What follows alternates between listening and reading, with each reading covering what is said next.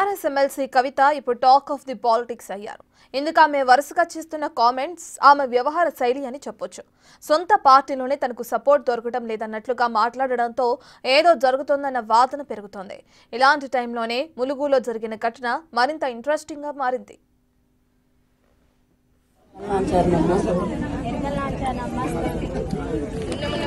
కాబోయే తరంలో నువ్వు మళ్ళీ సీఎం అవుతావని చెప్తున్నాను.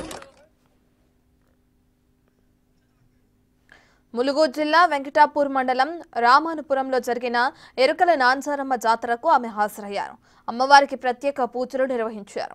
ఈ సందర్భంగా ఎరుకల నాంచారమ్మలు కవిత చేయి చూసి సోది జోస్యం చెప్పారు. రాబోయే కాలంలో మీరు సీఎం అవుతారంటూ ఎమ్మెల్సీ కవితకు ఎరుకల నాంచారమ్మ సోది జోస్యంలో చెప్పడం ఇప్పుడు సోషల్ మీడియాలో వైరల్ గా మారింది. ఆ మాటలకు కవిత కూడా మురిసిపోయారు. అక్కడున్న కార్యకర్తలంతా జై కవితమ్మ అంటూ పెద్ద ఎత్తున నినాదాలు చేస్తూ సంబరపడ్డారు.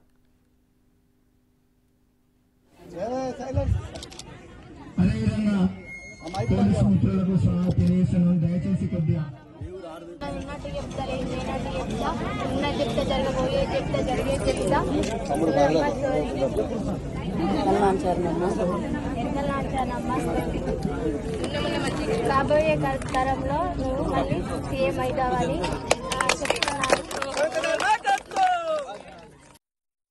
మరోవైపు ఇవాళే పార్టీ బలోపేతం కోసం పనిచేస్తున్న నాపై సొంత పార్టీ నేతలే పనిగట్టుకుని దుష్ప్రచారం చేస్తున్నారని, వారెవరో నాకు తెలుసని, సమయం వచ్చినప్పుడు అన్ని బయటకొస్తాయని ఘాటు వ్యాఖ్యలు చేశారు. ఇదే సమయంలో ఆమె సీఎం అంటూ సోదమ్మ జోస్యం చెప్పడాన్ని ఆమె అనుచరులు కొందరు టీఆర్ఎస్ నేతలు తెగ వైరల్ చేస్తుండటంతో మరింత హీట్ రేపుతోంది.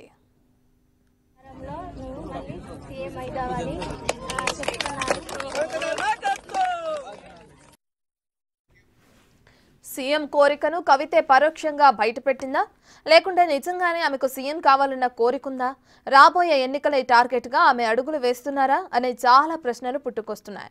ఇదే టైంలో కవిత త్వరలో సొంత పార్టీ పెట్టబోతున్నారా అన్నది కూడా పొలిటికల్ గా ప్రచారం జరుగుతుంది. కాబోయే తరంలో నువ్వు మళ్ళీ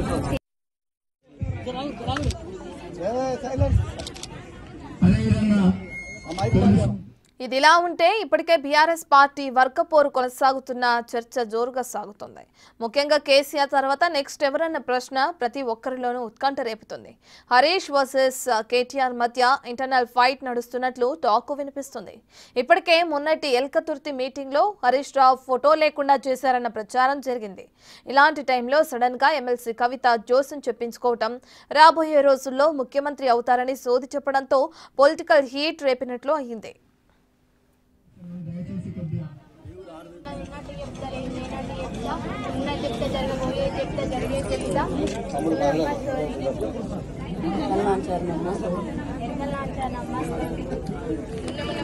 కాబోయే తరంలో నువ్వు మళ్ళీ సీఎం అవుతావని